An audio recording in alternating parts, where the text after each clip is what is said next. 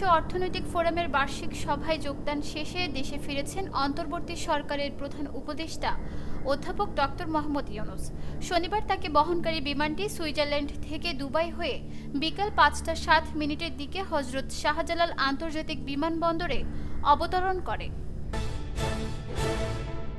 মানুষের ভোটাধিকার এবং নির্বাচন আদায়ের প্রয়োজনে আবারও রাজপথে নামার কথা বলেছেন বিএনপির স্থায়ী কমিটির সদস্য গয়েশ্বর চন্দ্র রায়।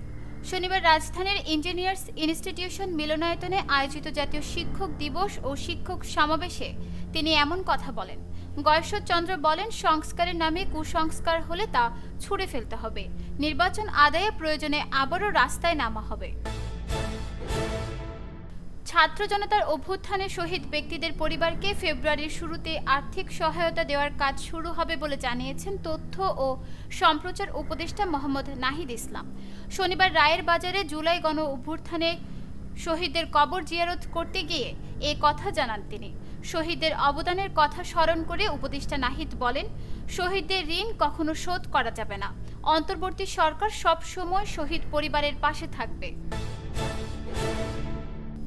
আওয়ামী লীগ ফেরত আসলে আবারও ফেসিবাদ ফিরে আসবে দাবি করে অন্তর্বর্তী সরকারের উপদেষ্টা মাহফুজ আলম বলেছেন, আওয়ামী লীগকে আর নির্বাচনে অংশ নিতে দেওয়া হবে না। বাংলাদেশপন্থীরাই এদেশে রাজনীতি করবে। এই দেশে আর কোনো বাকশালের সুযোগ দেওয়া হবে না। শনিবার চাঁদপুরের হাজীগঞ্জে এক পথসভায় তিনি এসব কথা বলেন। ন্যূনতম সংস্কার না করে নির্বাচন নয় জানিয়ে মাহফুজ আলম বলেন, ফেসিবাদী হাসিনা সরকার যে প্রতিষ্ঠানগুলো ধ্বংস করে দিয়েছে সেগুলো সংস্কার করে নির্বাচন দেওয়া হবে। ন্যূনতম সংস্কার না করে নির্বাচন দিলে জনগণ তাদের অধিকার পাবে না।